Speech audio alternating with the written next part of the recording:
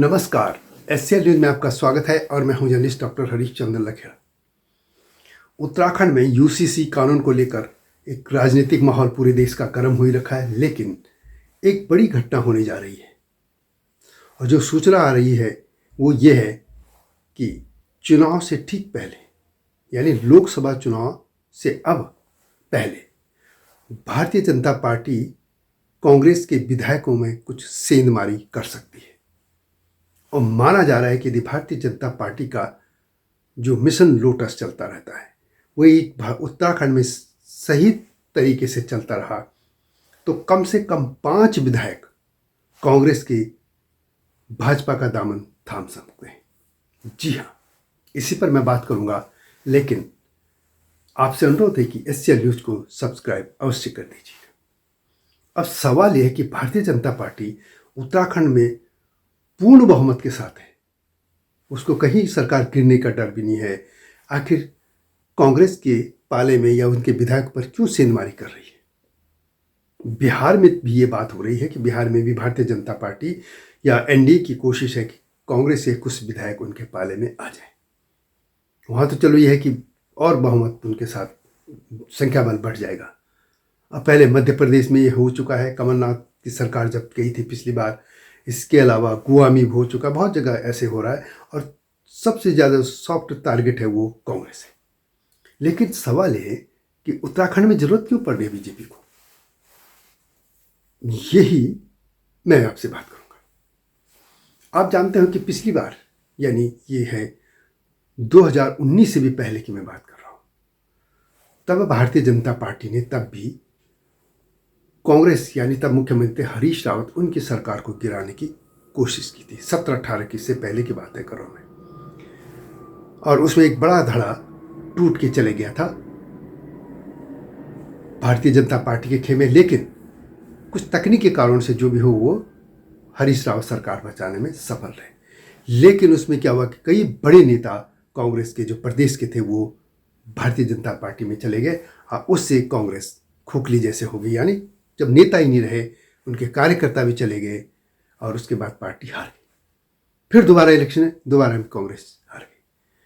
अब क्या हुआ देखिए, उनके जो बड़े बड़े नेता हैं, एक जैसे ये कह सकते हैं कि पूर्व मुख्यमंत्री विजय बहुगुणा, वो अब भारतीय जनता पार्टी के पाले में है।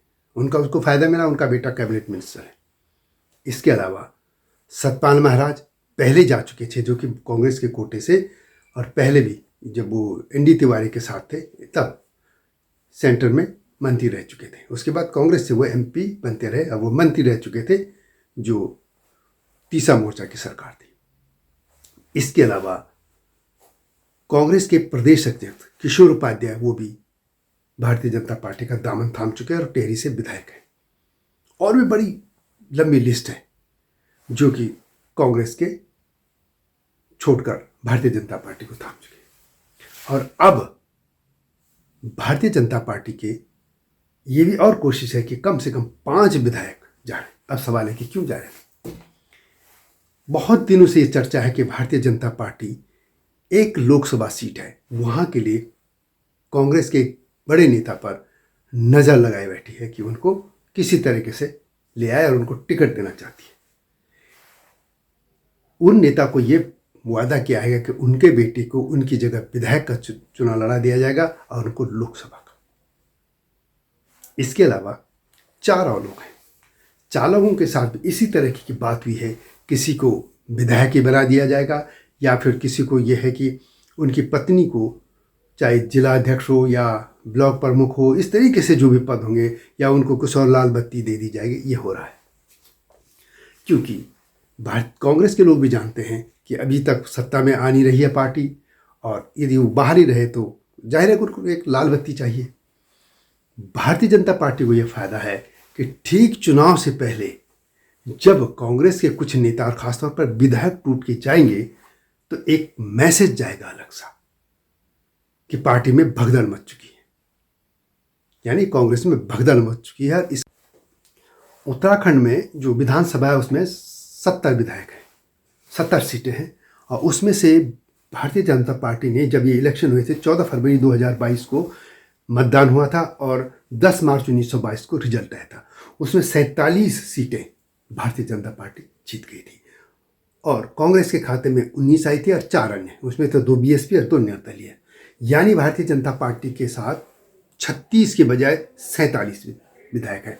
यानी उसको कहीं पर भी सरकार गिरने का कोई खतरा नहीं है। इसके बावजूद यदि 5 विधायक और कांग्रेस से तोड़ रही है तो इसके क्या अर्थ हो सकते हैं? अर्थ यही है कि चुनाव से पहले, यानी लोकसभा चुनाव से पहले भारतीय जनता पार्टी एक मैसेज देना चाहती है कि कांग्रेस एकजुट नहीं है, कांग्रेस में भगदड़ मच रही है। इसका पूरा मैसेज जाएगा क्योंकि भारतीय जनता पार्टी यूसीसी भी उत्तराखंड से उसने शुरुआत की है और इसका पूरे देश में अब उसको भुनाएगी, मैसेज भी जाएगा। और इसी तरह यदि भारत कांग्रेस के कुछ नेता टूट के जाते हैं, नेताओं में भी खासतौर पर जो एमएलए हैं, विधायक हैं, तो उससे एक मैसेज तो जाना तय है। और इसी मैसेज को देने के लिए ये लोटस, जो मिशन लोटस है, वो उत्तराखंड में तैयार किया गया है। यदि ठीक ठाक चला, मैं पहले कह रहा हूँ ठीक ठाक चला, तो कम से कम 5 विधायक कांग्रेस के भारतीय जनता पार्टी के पाले में जाने वाले हैं। कहीं गड़बड़ हो गया तो एक आध आगे पीछे कम हो सकते हैं, लेकिन तय मान के चलिए कि कांग्रेस के कुछ विधायक भारतीय जनता पार्टी का दामन जल्दी ही पकड़ने वाले हैं।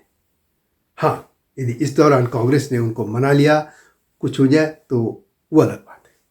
बाकी पूर्व विधायक, पूर्व नेता बहुत से ये तो लगातार जारी रहे। एक जरूर बात है कि कांग्रेस में एक जरूर नेता शामिल हुआ है बीजेपी से, वो है हरक सिंह। हरक सिंह रावत तो ऐसे कब शुरुआत उन्हें राजनीति अपनी बीजेपी की थी, फिर वो बसपा और पता नहीं कौन कौन से पार्टी होकर फिर कांग्रेस गए, बीजेपी गए, ऐसे जाते रहते हैं जैसे बिहार में नीतीश कुमार करते हैं। लेकिन नीतीश कुमार मुख्यमंत्री ये जिस पर इस समय वो हालांकि अब पैदल हो रखे हैं और कांग्रेस में, और टिकट की कोशिश में वो हरिद्वार से। अब कांग्रेस देने दे वो अलग बात है, लेकिन सिर्फ और सिर्फ एक नेता जरूर है जो भारतीय जनता पार्टी से कांग्रेस में गए। हालांकि कांग्रेस में उनको लेने की कोई इच्छा भी नहीं थी, लेकिन जो कुछ स्टेट के भी बहुत से नेता उनके विरोध कर रहे थे, लेकिन एक लॉबी थी जो उनको ले आई, बस बाकी नहीं। लेकिन अधिकतर नेता जो गए हैं वो कांग्रेस से बीजेपी में, और अब फिर बड़ी संख्या में नेता तो जा रहे हैं। अभी पूर्व विधायक कोटद्वार से गए, हालांकि वो बीजेपी के ही थे। एक मसूरी के भी एक नेता थे, वो भी गए, वो आम आदमी पार्टी की तरफ से में चले गए थे कांग्रेस के, फिर वो भारतीय जनता पार्टी चले गए। और भी बहुत लोग छोटे मोटे ऐसे जाते रहते हैं, लेकिन बात कर रहा हूँ मैं विधायकों की। इंतज़ार कीजिए, यदि मिशन लोटस ठीक ठाक चला तो जल्दी आपके सामने खबर होगी। वीडियो कैसे लगी कमेंट में अवश्य लिखें, अच्छी लगे तो शेयर भी कीजिए और लाइक भी कीजिएगा। चैनल को सब्सक्राइब करना न भूलना। नए मुद्दे के साथ शीघ्र आपके सामने आऊँगा, तब तक नमस्कार।